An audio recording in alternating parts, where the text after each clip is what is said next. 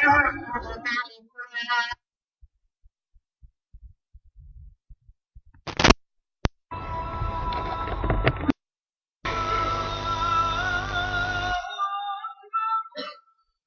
عليكم ورحمة الله وبركاته. الله أكبر الله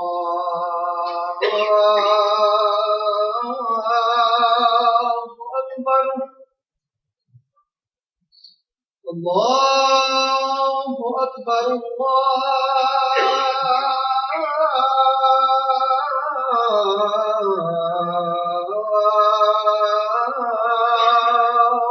أكبر. أشهد أن لا إله إلا الله.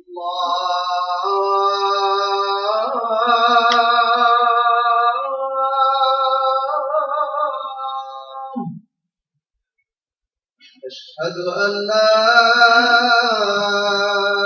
إله إلا الله.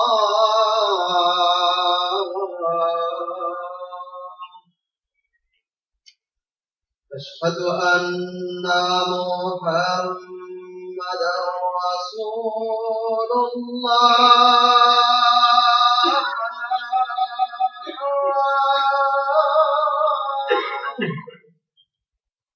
أشهد أن محمدا رسول الله.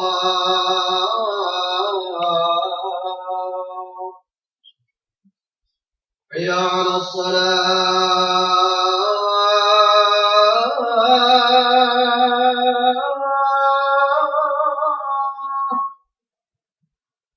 حي على الصلاة.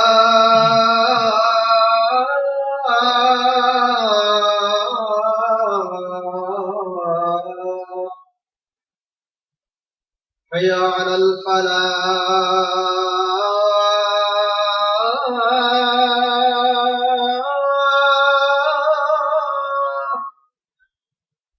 حي على الفلاح.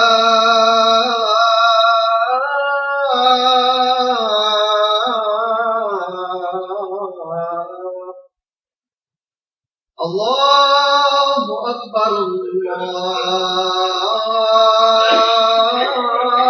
الله أكبر. لا إله إلا الله.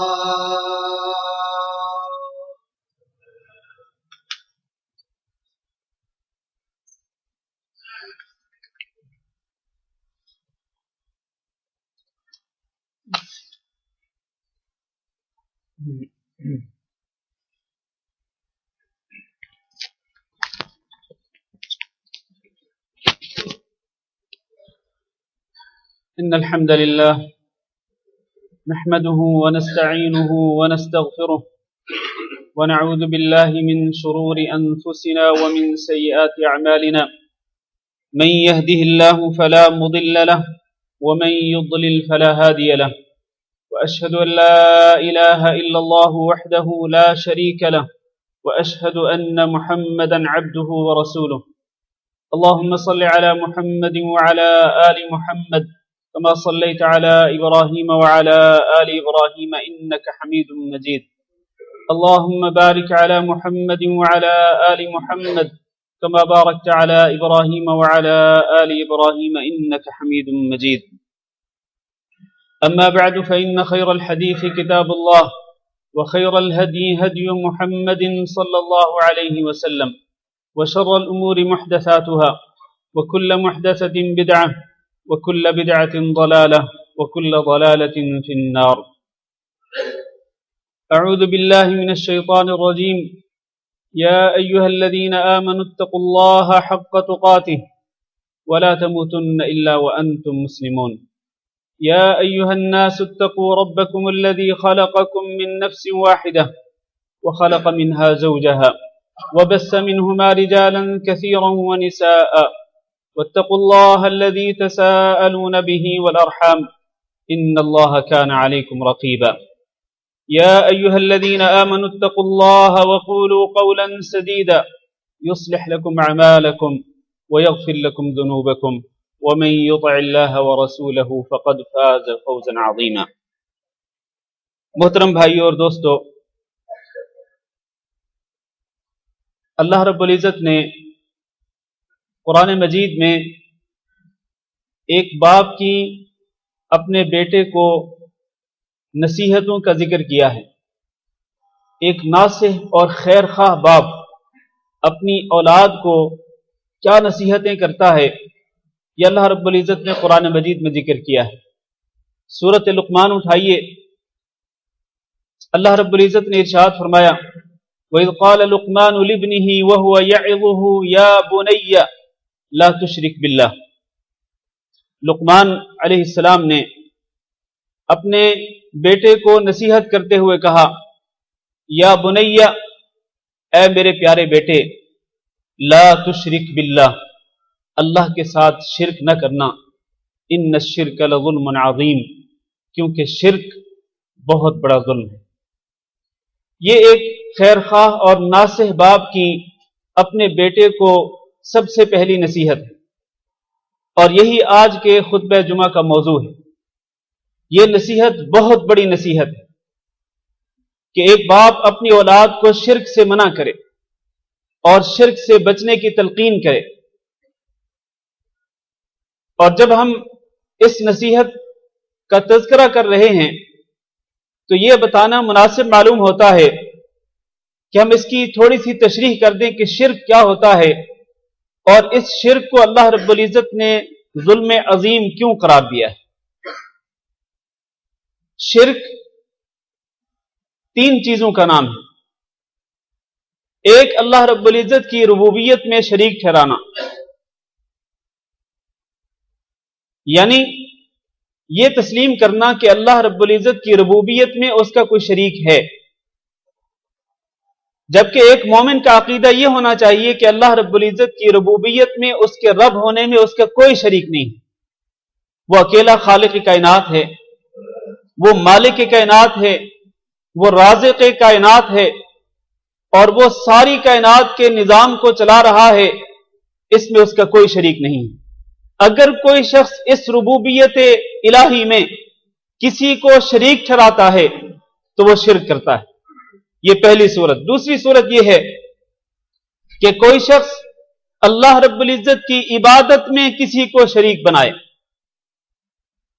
جبکہ ایک مومن اور ایک موحد مسلمان کا عقیدہ یہ ہوتا ہے کہ عبادات ساری کی ساری خالصتاً اللہ رب العزت کے لیے ہونی چاہیے، اور کسی بھی عبادت میں اس کا کوئی شریک نہیں ہونا چاہیے.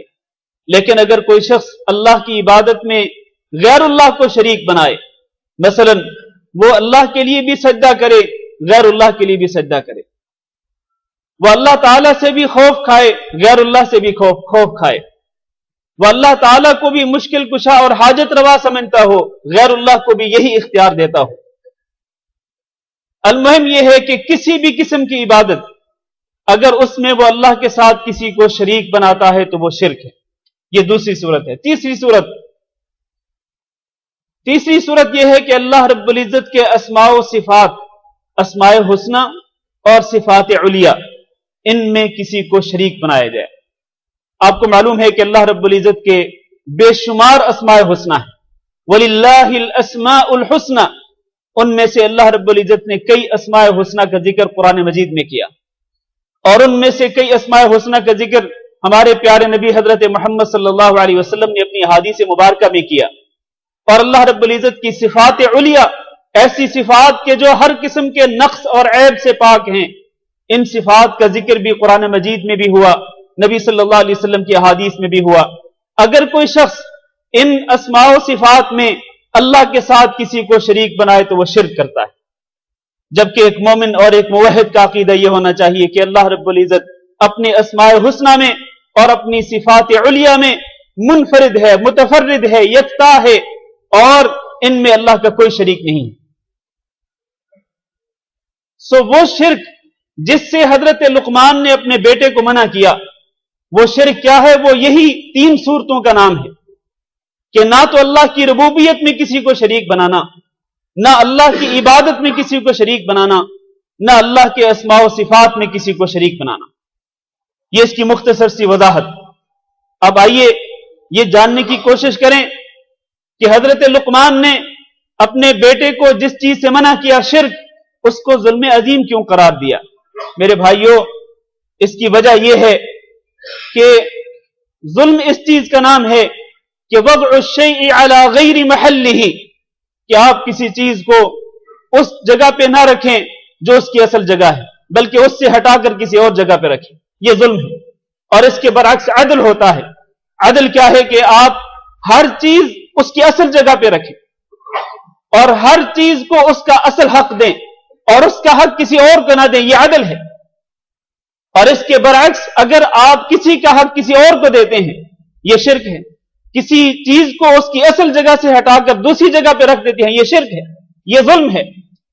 اور میرے بھائیوں، حضرت لقمان نے شرک کو ظلم عظیم اس لیے قرار دیا کہ عبادات ساری کی ساری اللہ کے لیے خاص ہیں۔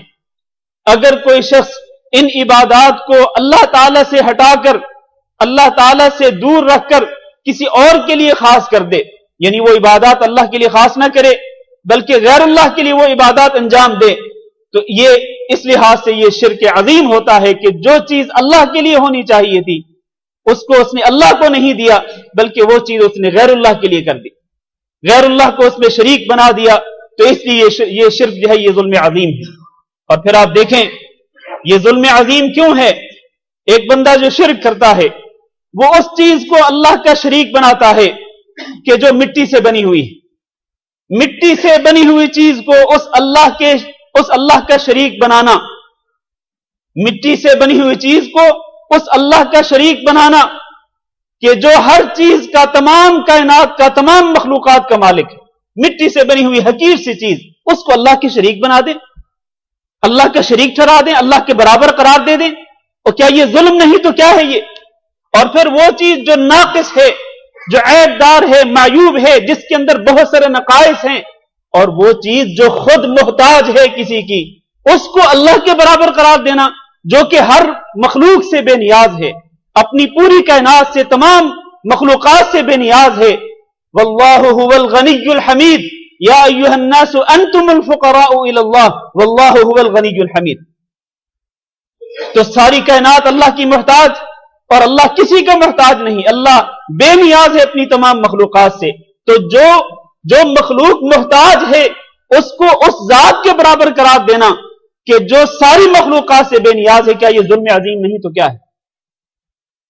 اس لحاظ سے حضرت لقمان نے اس کو، شرک کو ظلم عظیم قرار دیا۔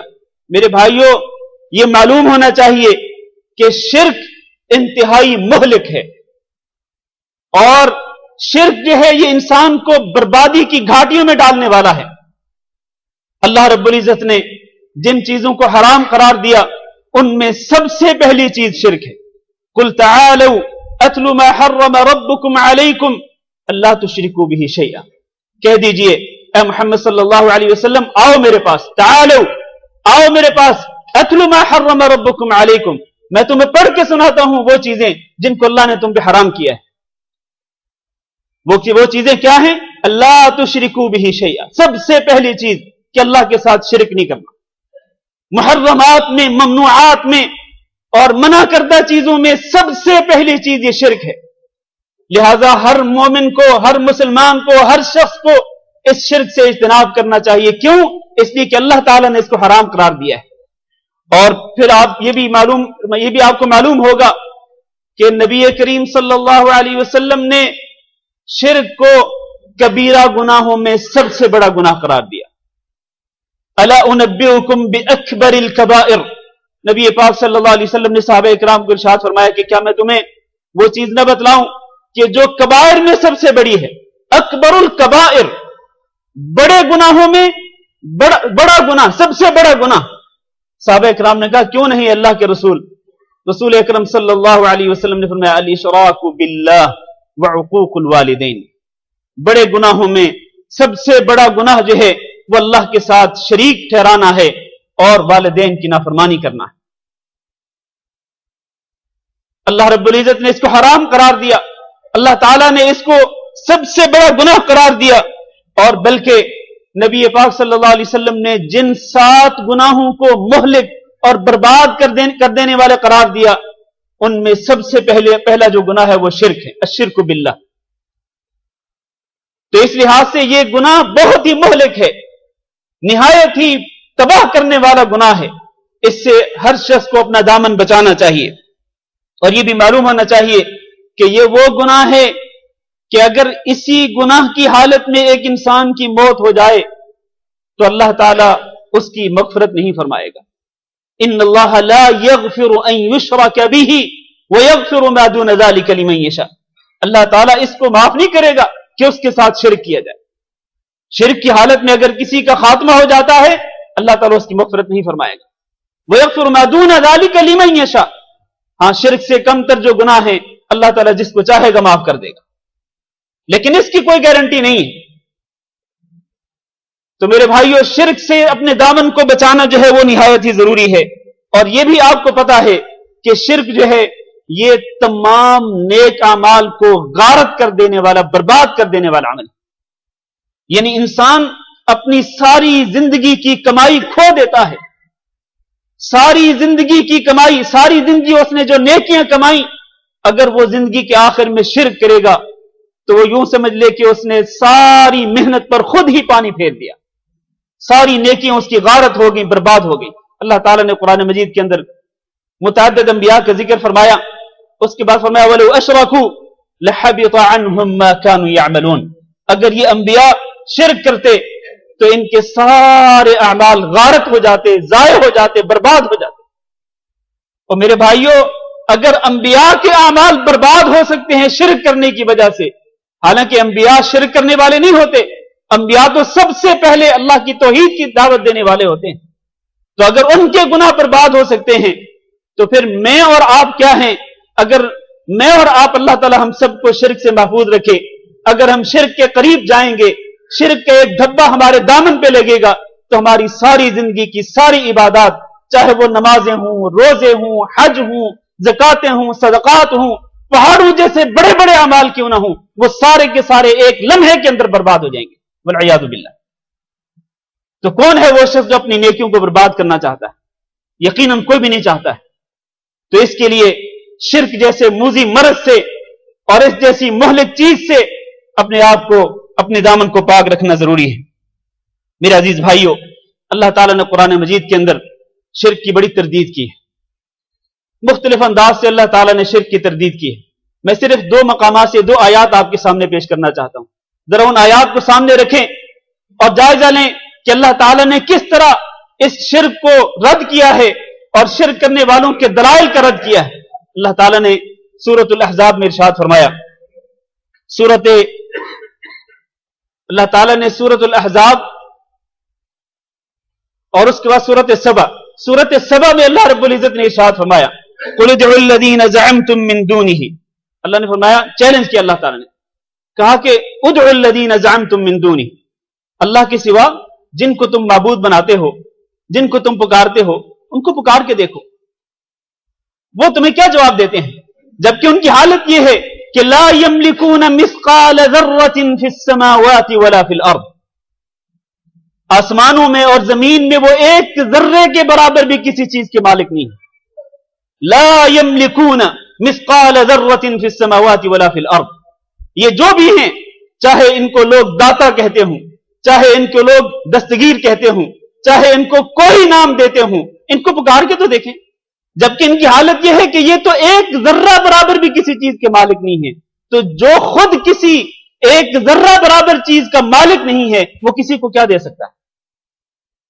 یہ پہلا انداز ہے قرآن مجید کا، اور یہ پہلی دلیل دی اللہ رب العزت نے شرک کو رد کرنے کے لیے۔ دوسری دلیل وَمَا لَهُمْ فِيهِمَا مِنْ شِرْك، اور ایسا بھی نہیں ہے کہ ان کی کوئی شراکت ہو، یہ جن کو بھی تم پکارتے ہو ان کے اللہ کے ساتھ کوئی پارٹنرشپ ہو، یہ اللہ کے ساتھ شراکت ہو ان کی، نہیں، کوئی شراکت بھی نہیں ہے، نہ تو وہ مالک ہیں خود اور نہ اللہ جو کہ خالق ارض و سما ہے، زمین و آسمان کا مالک ہے، وہ اس مالک کے ساتھ ان کی کوئی پارٹنرشپ بھی نہیں ہے، کسی قسم کی شراکت نہیں ہے۔ تو جب ان کی شراکت بھی نہیں ہے تو یہ آپ کو کس چیز کے دینے کے اختیار رکھتے ہیں؟ کسی بھی چیز کے، کسی ایک ایک رائی کے دانے کے برابر چیز کا بھی اختیار نہیں رکھتے ہیں. یہ دوسری دلیل. تیسری دلیل فرمایا وَمَا لَهُ مِنْهُمْ مِنْ ظَهِيرٍ، اور جن کو تم پکارتے ہو یہ اللہ تعالیٰ کے وزیر و مشیر نہیں ہے کہ اللہ تعالیٰ ان سے کوئی کام لیتا ہو، اللہ تعالیٰ ان سے مشاورت کرتا ہو اور اللہ تعالیٰ ان کی بات کو مانتا ہو. نہیں، یہ تو اللہ کے نہ وزیر نہ مشیر نہ اللہ کے مددگار، نہ یہ اللہ کے مددگار ہیں نہ وزیر و مشیر ہیں. تو پھر ان کے بارے میں تمہارا یہ عقیدہ کیوں ہے کہ ان سے بھی کچھ ملتا ہے؟ یہ کچھ بھی نہیں دے سکتے ہیں، ان کے پاس کسی قسم کا کوئی اختیار نہیں ہے. چوتھی دلیل فرمایا وَلَا تَنْفَعُ الشَّفَاعَةُ عِنْدَهُ إِلَّا لِمَنْ أَذِنَ لَهُ. ایسا بھی نہیں ہے کہ یہ اللہ تعالیٰ کے اتنے مقرب ہوں کہ یہ اللہ تعالیٰ کو سفارش کریں گے تو اللہ ان کی سفارش کو مان لے گا. ایسا بھی نہیں ہے.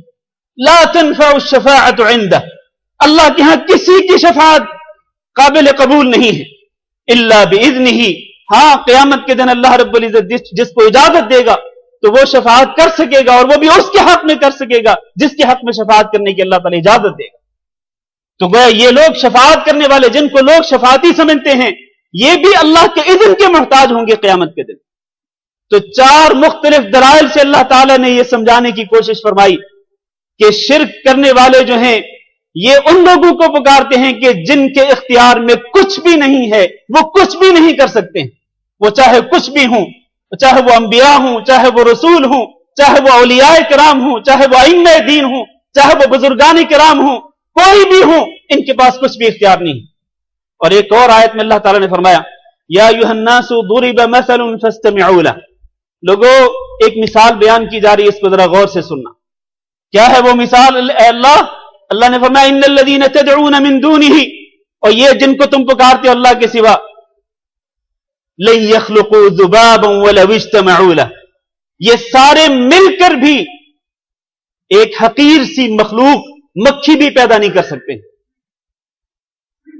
اور حقیر سی مخلوق مکھی کو پیدا کرنا تو دور کی بات، وَإِن يَسْلُبْهُمُ الذُّبَابُ شَيْئًا لَا يَسْتَنْقِذُوهُ مِنْهُ، اگر یہ مکھی ان سے کوئی ایک چیز چھین لے، ان کے کھانے کی چیزوں میں سے کوئی ایک ذرہ اگر اٹھا لے تو یہ سارے مل کر اس مکھی سے وہ ذرہ واپس نہیں لے سکتے.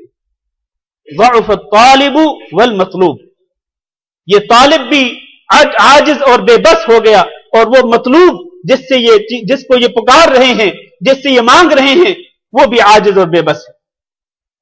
دونوں عاجز اور بے بس ہیں. تو ہر قسم کے اختیار اللہ رب العزت کے پاس ہے، اللہ کے سوا کسی کے پاس نہیں ہے. اور پھر آپ دیکھیں میرے بھائیوں، میں نے جب شرک کی بات کی ہے تو شرک کے مسئلے میں یہ بات سمجھنا بھی ضروری ہے کہ شرک دو قسم کا ہوتا ہے. ایک ہے شرک اکبر اور ایک ہے شرک اصغر. شرک اکبر وہ ہوتا ہے، میری بات توجہ سے سنتے رہیں، شرک اکبر وہ ہوتا ہے جو انسان کو ملت اسلامیہ سے خارج کر دیتا ہے، نعوذ باللہ، جو انسان کو ملت اسلامیہ سے خارج کر دیتا ہے. اور یہ بات یاد رکھیں، جو شخص شرک اکبر کرتے ہوئے مر جاتا ہے، جس کی ابھی میں صورتیں بیان کروں گا، جو شخص شرک اکبر کرتے ہوئے مر جاتا ہے اس کی نماز جنازہ پڑھنا جائز نہیں ہے، اور اس کو مسلمانوں کے قبرستان میں دفن کرنا جائز نہیں ہے، اور اس کے بارے میں یہ عقیدہ رکھنا لازم ہے کہ قیامت کے دن جب یہ اللہ کے سامنے پیش ہوگا تو اللہ تعالیٰ اس کو جہنم میں پھینک دے گا اور پھر یہ ہمیشہ ہمیشہ کے لیے جہنم میں رہے گا. اللہ نے قرآن مجید میں ارشاد فرمایا انہ من یشرک باللہ فقد حرم اللہ علیہ الجنہ ومأواہ النار، جو شخص اللہ کے ساتھ شرک کرتا ہے اللہ تعالیٰ نے اس پر جنت کو حرام کر دیا ہے، ومأواہ النار، اور اس کا ٹھکانہ جہنم. یہ اللہ کا فیصلہ ہے، یہ میرا اور آپ کا فیصلہ نہیں ہے. اللہ کا فیصلہ ہے کہ جو اللہ کے ساتھ شرک کرے گا اور شرک پر ہی اس کی موت آ جائے گی، جنت اس پر حرام ہو گئی اور ہمیشہ ہمیشہ کے لیے اس کا ٹھکانہ جہنم. کیا ہے یہ شرک اکبر؟ میرے بھائیوں، یہ شرک اکبر وہی ہے جس کی وضاحت پہلے کر چکا کہ اللہ کی عبادت میں کسی کو شریک بنانا. اللہ کی عبادت میں، اللہ کی عبادات مختلف ہیں. رکوع سجود کرنا اللہ کی عبادت ہے. ایک شخص اگر رکوع سجود غیر اللہ کے لیے کرتا ہے، غیر اللہ کے سامنے اپنے آپ کو جھکاتا ہے اور غیر اللہ کے ساتھ امیدیں وابستہ کرتا ہے، غیر اللہ کا خوف کھاتا ہے، غیر اللہ کو حاجت روا اور مشکل کشا سمجھتا ہے، تو یہ شخص یقین کر لے کہ یہ شرک اکبر کر رہا ہے. اور جیسے ہی اس نے یہ شرک اکبر کیا، اس کے ساتھ ہی وہ ملت اسلامی سے خارج ہو گیا، وہ مرتد ہو گیا۔ اب اس کے لیے ضروری ہے کہ یہ موت آنے سے پہلے پہلے توبہ کر لے۔ اگر یہ قیامت کے دن اللہ تعالیٰ کے ہاں اپنی مغفرت چاہتا ہے اور جنت میں داخل ہونا چاہتا ہے تو اس کے لیے لازم ہے کہ یہ موت سے پہلے پہلے توبہ کر لے۔ اگر یہ توبہ کر لے گا اللہ تعالیٰ توبہ قبول کر لے گا۔ الا من تاب وآمن وعمل عملا صالحا فاولئک یبدل اللہ سیئاتہم حسنات۔ اللہ تعالیٰ تو اتنا رحمان ہے، اتنا رحیم ہے کہ اللہ تعالیٰ چاہے وہ یہودی کیوں نہ ہوں، چاہے وہ نصرانی کیوں نہ ہوں، چاہے وہ بڑے بڑے مشرک کیوں نہ ہوں، اگر وہ سچے دل سے توبہ کر لیں تو اللہ تعالیٰ ان کی برائیوں کو نیکیوں میں تبدیل کر دیتا ہے۔ تو اگر یہ توبہ کر لیں گے تو بہت اچھی بات، لیکن اگر توبہ نہیں کریں گے تو پھر وہی ٹھکانہ جس کا میں پہلے تذکرہ کر چکا ہوں۔ اور اس کی مختلف صورتیں ہیں شرک اکبر کی۔ مثال کے طور پر غیر اللہ کو نفع نقصان کا مالک سمجھنا۔ اور اگر میں ہر ایک کی دلیل دینا چاہوں اور ہر ایک کی تھوڑی سی تفصیل بیان کرنا چاہوں تو بہت سارا وقت چاہیے، اس لیے میں مختصر کر رہا ہوں۔ غیر اللہ کو نفع نقصان کا مالک سمجھنا یہ شرک اکبر کی ایک صورت ہے۔ اسی طرح غیر اللہ کو غوث تصور کرنا یہ شرک اکبر کی ایک صورت ہے۔ غیر اللہ کو فریاد رسی کرنے والا سمجھنا، غیر اللہ کو مشکلیں ٹالنے والا سمجھنا، غیر اللہ کو حاجت روا تصور کرنا یہ شرک اکبر کی مختلف صورتیں ہیں۔ اسی طرح غیر اللہ سے دعا کرنا، ایک شخص صرف اللہ سے نہ مانگے بلکہ اللہ تعالیٰ سے بھی مانگے، غیر اللہ سے بھی مانگے، غیر اللہ کے سامنے اپنے ہاتھ پھیلائے، غیر اللہ کے سامنے اپنی جھولی پھیلائے، غیر اللہ کو پکارے تو وہ شرک اکبر کر رہا ہوتا ہے۔ اسی طرح غیر اللہ سے ایسی عقیدت اور ایسی محبت رکھنا کہ جو صرف اور صرف اللہ کے ساتھ ہونی چاہیے۔ آپ کو معلوم ہے کہ کئی لوگ اپنے پیروں اور اپنے مرشدوں سے ایسی عقیدت رکھتے ہیں اور ایسی محبت رکھتے ہیں کہ جو صرف اللہ کے ساتھ ہونی چاہیے، اور پھر اسی عقیدت اور اسی محبت میں آ کر وہ لوگ ان کے سامنے جھکتے بھی ہیں، ان کے سامنے سجدہ بھی کرتے ہیں، ان کے نام کی نذر و نیاز بھی پیش کرتے ہیں۔ یہ شرک اکبر ہے میرے عزیز بھائیو۔ اللہ نے قرآن مجید میں ارشاد فرمایا وَمِنَ النَّاسِ مَن يَتَّخِذُ مِن دُونِ اللَّهِ أَندَادًا يُحِبُّونَهُمْ كَحُبِّ اللَّهِ۔ اللہ کے ساتھ جو محبت ہونی چاہیے وہ محبت کسی اور کے ساتھ رکھنا یہ اللہ کے ساتھ شرک کرنے کے برابر ہے۔ اسی طرح شرک اکبر کی ایک صورت اور یہ بھی ہے کہ غیر اللہ پہ توکل کیا جائے، جبکہ آپ کو معلوم ہے کہ ایک موحد مسلمان صرف اور صرف اللہ رب العزت پہ توکل کرتا ہے، اللہ رب العزت پہ بھروسہ کرتا ہے، اللہ کے سوا کسی پہ توکل اور بھروسہ نہیں کرتا۔ لیکن جو شخص اللہ کو چھوڑ کر کسی اور پہ توکل کرے گا وہ شرک اکبر کا مرتکب ہو۔ اسی طرح سے غیر اللہ کے نام کی نذر و نیاز ماننا اور غیر اللہ کے نام کا جانور ذبح کرنا یہ شرک اکبر ہے۔ اور میرے بھائیوں یہ صورتیں جتنی میں نے بیان کی ہیں ان کے ساتھ ساتھ ایک اور چیز، اگر کوئی شخص غیر اللہ کو تحلیل و تحریم کا اختیار دیتا ہو، تحلیل و تحریم کیا ہوتی ہے؟ مثلا ایک شخص اپنے محلے کے مولوی کو یہ کہتا ہو یا اس کے بارے میں اس کا نظریہ یہ ہو کہ یہ مولوی صاحب جو کچھ فرمائیں گے، جس چیز کو یہ حلال قرار دیں گے وہ چیز حلال ہے، جس چیز کو یہ حرام قرار دیں گے یہ وہی چیز حرام ہے۔ یعنی اپنے محلے کے مولوی صاحب کو یا کسی عالم کو تحلیل و تحریم کے اختیار دینا، یہ کیا ہے؟ یہ اللہ رب العزت کے ساتھ شرک اکبر کرنا ہے۔ اور یہ چیز آج مسلمانوں کے اندر بہت زیادہ پائی جاتی ہے۔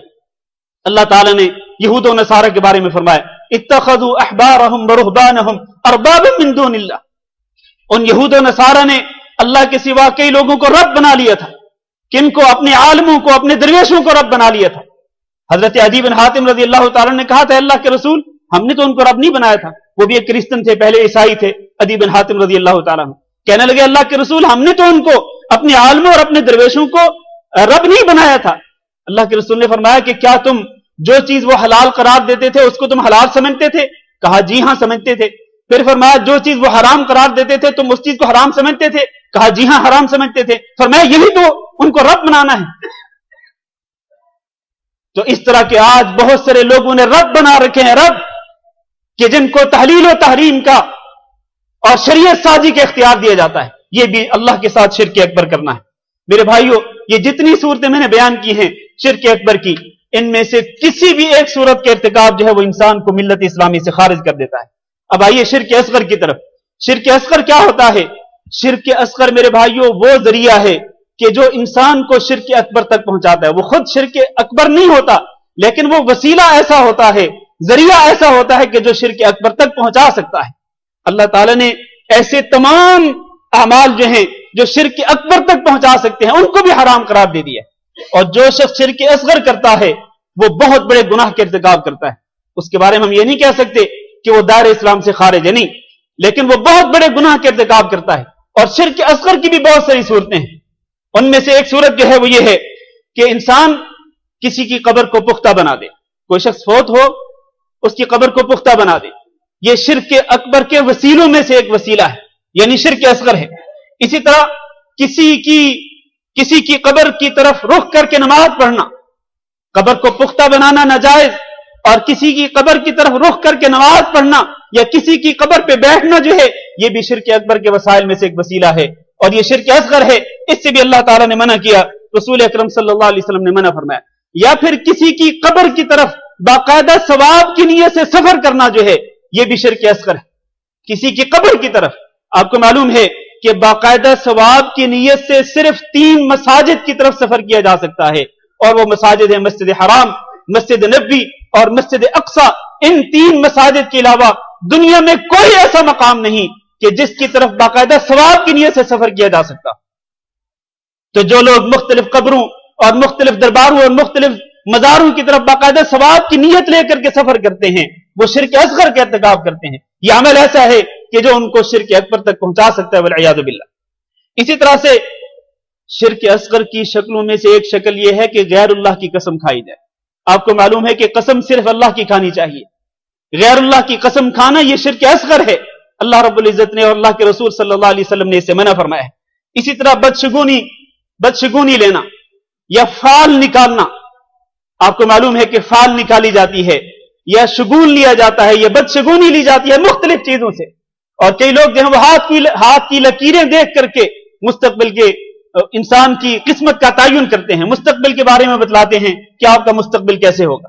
یہ جتنی بھی چیزیں ہیں نجومیوں کے متعلق، یہ ساری کی ساری چیزیں غلط ہیں. اور میرے بھائیوں، یہ آپ کو معلوم ہونا چاہیے کہ کسی بھی نجومی کے پاس جانا بہت بڑا گناہ ہے. کسی بھی نجومی کے پاس انسان جائے اور اس سے جا کے کسی اس طرح کے معاملے کے متعلق سوال کرے، صرف سوال کرنے کی وجہ سے رسول اکرم صلی اللہ علیہ وسلم نے فرمایا اس کی 40 دن کی نمازیں رد کر دی جاتی. اور اگر وہ نجومی، وہ کاہن، وہ جو بابے بیٹھے ہوتے ہیں یہ فٹ پاتھوں کے اوپر، یہ راستوں کے اوپر جو لوگ بیٹھے ہوتے ہیں، جن کے پاس لوگ جاتے ہیں اور ان کے پاس اپنی مشکلیں جا کے بیان کرتے ہیں اور ان کو کہتے ہیں کہ ہمارے لیے استخارہ کر کے بتلائیں کہ ہمارے مسائل کا حل کیا ہے. یہ معلوم ہونا چاہیے کہ جو لوگ ان کے پاس جاتے ہیں ان کے سامنے اپنی مشکل بیان کرتے ہیں، پھر وہ جو کچھ کہتے ہیں وہ اس کی تصدیق کرتے ہیں. اللہ کے رسول نے فرمایا یہ اللہ کے رسول صلی اللہ علیہ وسلم کی نازل کردہ شریعت جو ہے وہ اس کا انکار کرتے ہیں، اس سے کفر کا ارتکاب کرتے ہیں.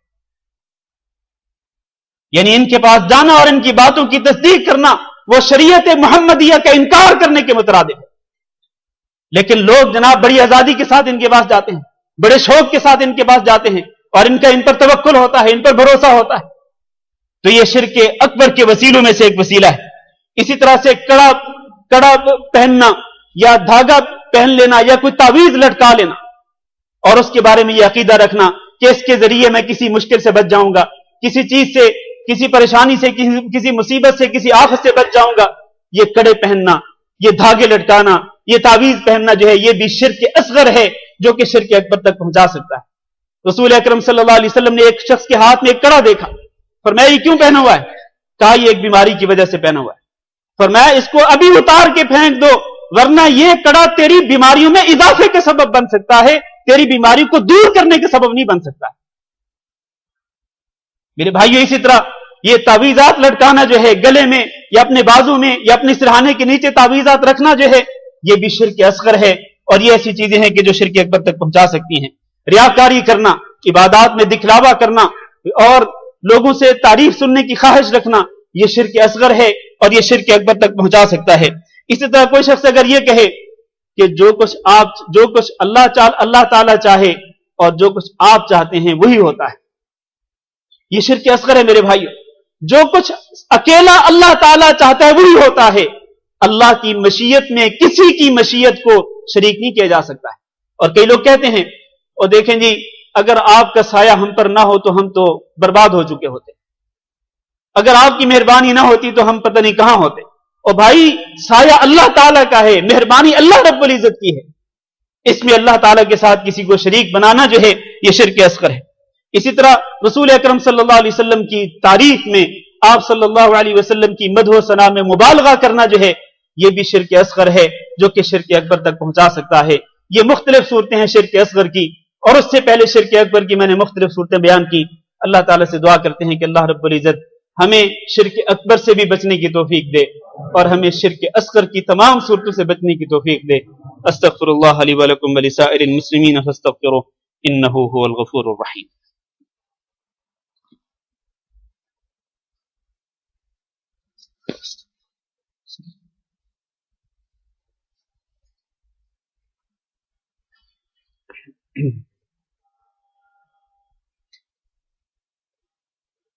ان الحمد للہ نحمده ونستعینه ونستغفره ونعوذ بالله من شرور انفسنا ومن سیئات اعمالنا من يهده الله فلا مضل له ومن يضلل فلا هادي له واشهد ان لا اله الا الله وحده لا شريك له واشهد ان محمدا عبده ورسوله اللهم صل على محمد وعلى آل محمد كما صليت على إبراهيم وعلى آل إبراهيم إنك حميد مجيد اللهم بارك على محمد وعلى آل محمد كما باركت على إبراهيم وعلى آل إبراهيم إنك حميد مجيد أما بعد میرے محترم بھائیو اور دوستو،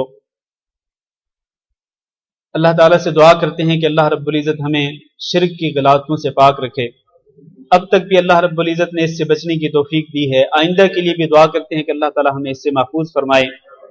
شرک سے بچنا میرے بھائیوں، اگر ایک انسان شرک سے اپنا دامن بچائے رکھتا ہے اور شرک سے اپنا دامن پاک رکھتا ہے اور اسی حالت میں اس کی موت آ جاتی ہے تو یہ بہت بڑا احسان ہے اللہ رب العزت کا، اور یہ بہت بڑی نعمت ہے اللہ رب العزت کی۔ رسول اکرم صلی اللہ علیہ وسلم کے ارشاد گرامی ہے کہ من مات لا یشرک باللہ شیئا دخل الجنہ، من مات لا یشرک باللہ شیئا دخل الجنہ، جو شخص اس حالت میں مر جائے کہ وہ اللہ کے ساتھ کچھ بھی شرک نہیں کرتا، یعنی نہ وہ شرک اکبر کرتا اور نہ وہ شرک اصغر کرتا، کسی بھی طرح سے وہ شرک نہیں کرتا تھا، اور اس حالت میں اس کی موت آ جاتی ہے، دخل الجنہ، وہ شخص جنت میں داخل ہو گیا۔ اور اس کے برعکس ومن مات یشرک باللہ شیئا دخل النار، جس شخص کی موت اس حالت میں آئی کہ وہ اللہ کے ساتھ کسی طریقے سے شرک کرتا تھا، دخل النار، وہ جہنم میں داخل ہو گیا۔ تو یہ اس لحاظ سے بہت بڑی نعمت ہے کہ انسان اپنے دامن کو شرک سے بچائے رکھے۔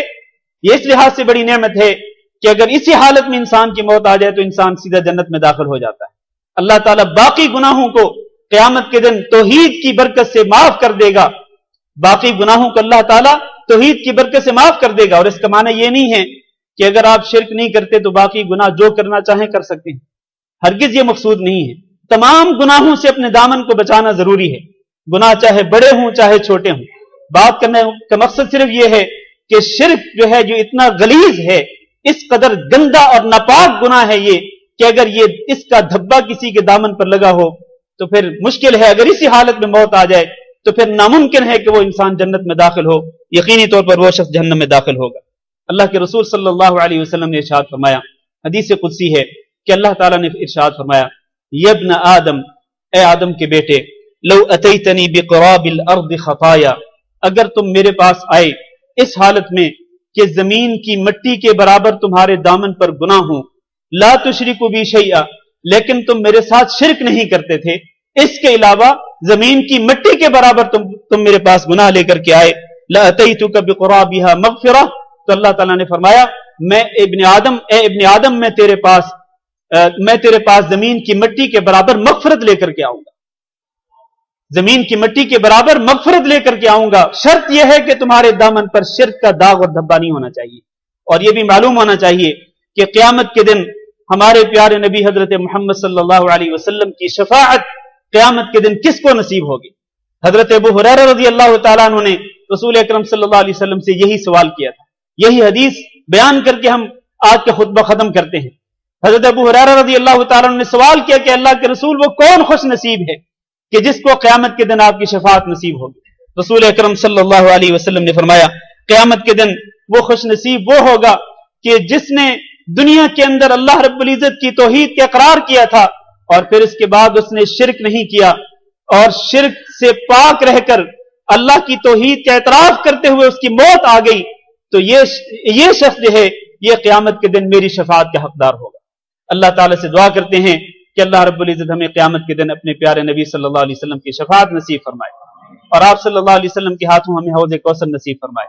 اللهم اغفر لنا وللمؤمنين والمؤمنات وللمسلمين والمسلمات الأحياء منهم والأموات.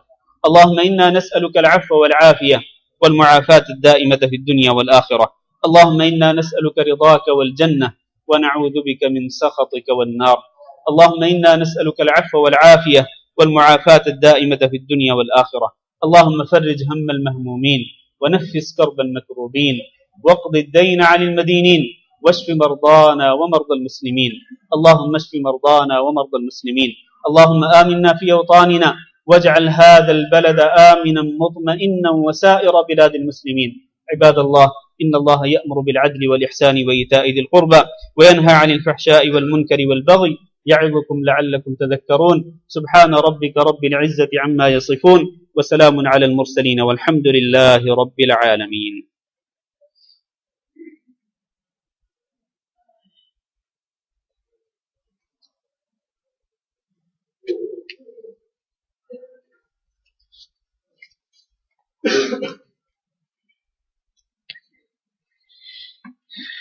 الله أكبر الله أكبر أشهد أن لا إله إلا الله أشهد أن محمدا رسول الله حي على الصلاة حي على الفلاح قد قامت الصلاة قد قامت الصلاة الله أكبر الله أكبر لا إله إلا الله.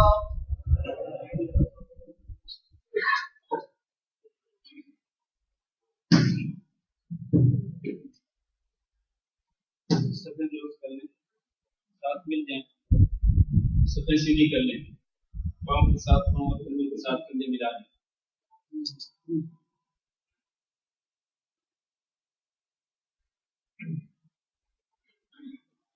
اللہ اکبر۔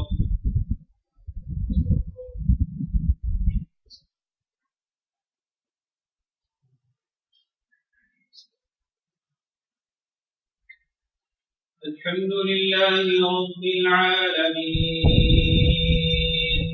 الرحمن الرحيم مالك يوم الدين إياك نعبد وإياك نستعين اهدنا الصراط المستقيم صراط الذين أنعمت عليهم غير المغضوب عليهم ولا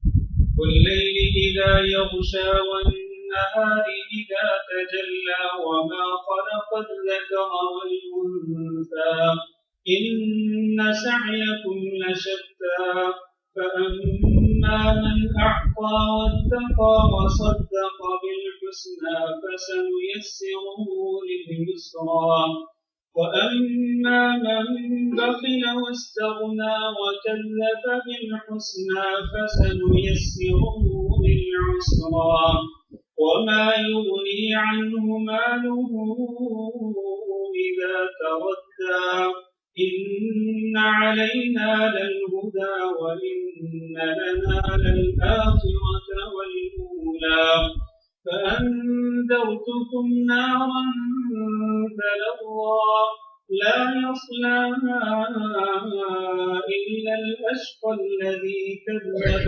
وتولى وسيجنبها الأتقى الذي يؤتي ماله يتزكى وما لأحد عنده من نعمة تجزى إلا ابتغاء وجه ربه الأعلى ولسوف يرضى. الله أكبر.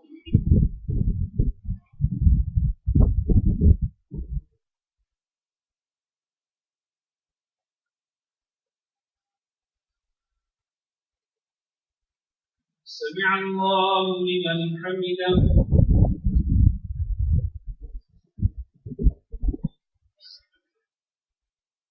الله أكبر.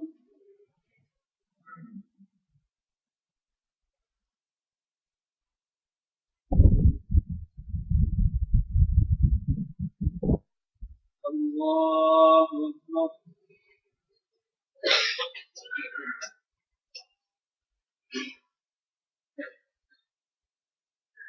الله أكبر.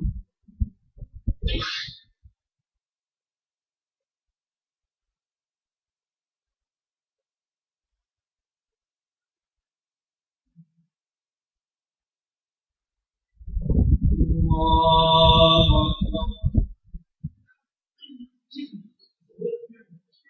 الحمد لله رب العالمين الرحمن الرحيم مالك يوم الدين إياك نعبد وإياك نستعين اهدنا الصراط المستقيم صراط الذين أنعمت عليهم غير المغضوب عليهم ولا الضالين.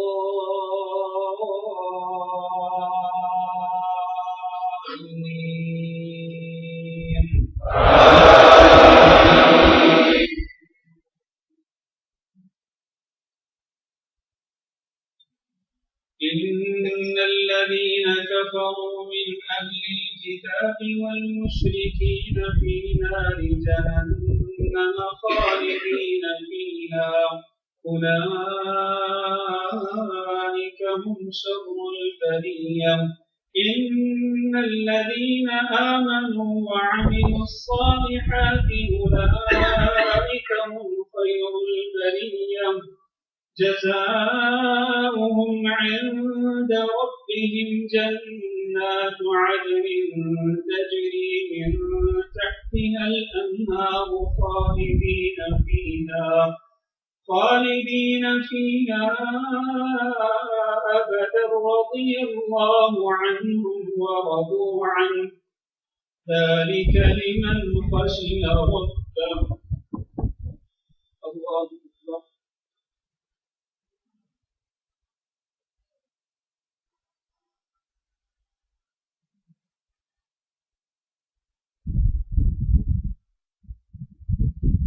سمع الله لمن حمده.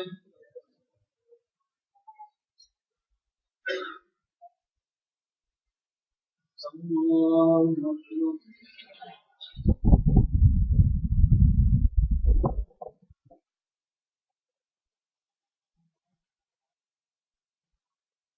الله أكبر.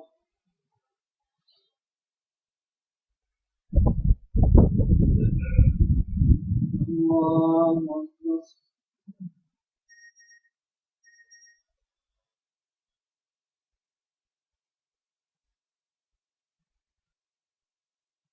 الله أكبر.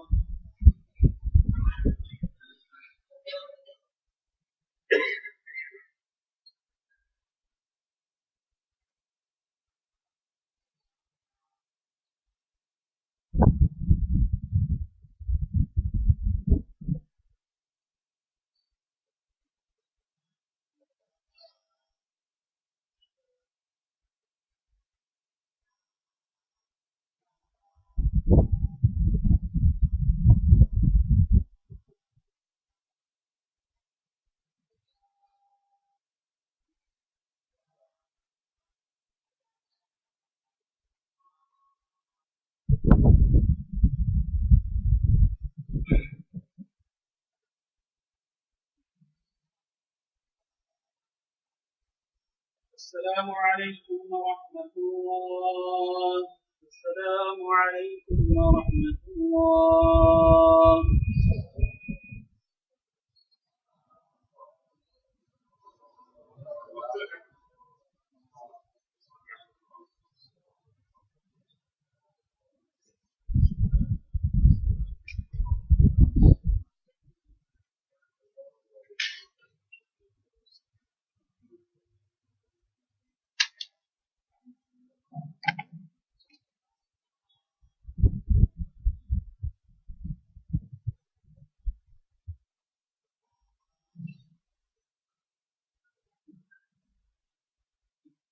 بسم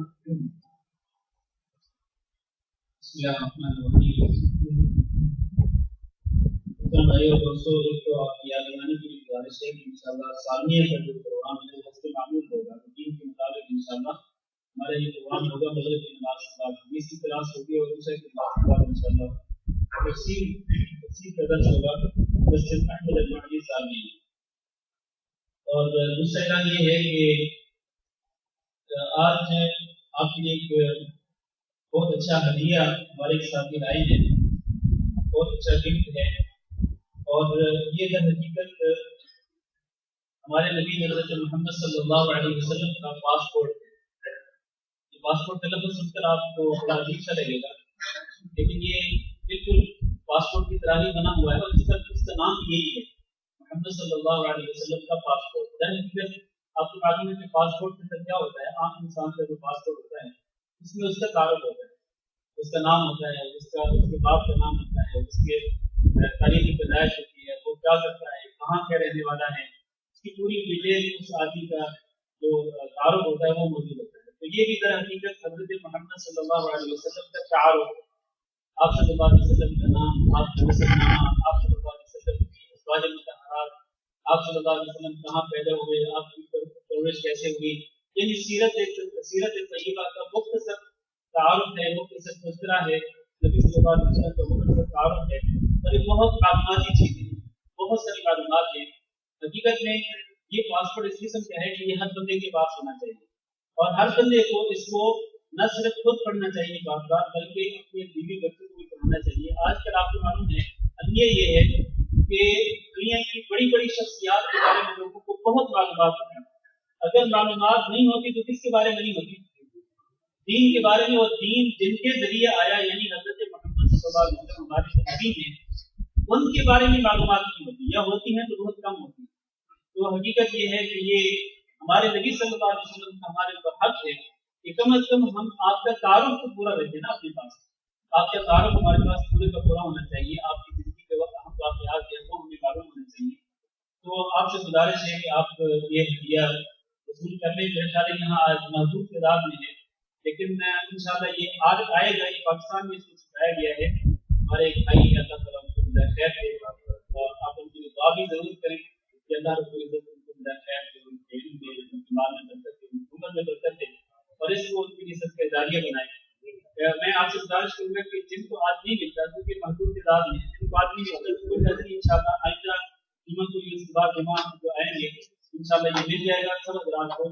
تو فی الحال جتنا موجود ہے یہ آپ کو تقسیم کر دیا جاتا ہے۔ باقی کچھ ہمارے دوستوں نے دعا کی تھی ہم سے، خاص طور پر ہمارے بھائی محمد شفیع صاحب جو ہیں، پچھلے جمعہ کے لیے ہم نے دعا کی تھی کہ وہ بیمار تھے، تو الحمدللہ وہ اب ہاسپٹل سے ڈسچارج ہو چکے ہیں۔ اب انہوں نے پھر بھی دعا کیا کہ اللہ رب العزت ان کو شفا دے، تو دعا کریں تمام بیماروں کے لیے دعا کریں کہ اللہ تعالیٰ تمام بیماروں کو شفا کاملہ نصیب فرمائے، اور جتنے حضرات بہت شدہ ہیں سب کے لیے دعا کریں کہ اللہ تعالیٰ تمام کو اس انسان کو مغفرت فرمائے، اللہ رب العزت سب کے مخلوق کو جنت عطا فرمائے۔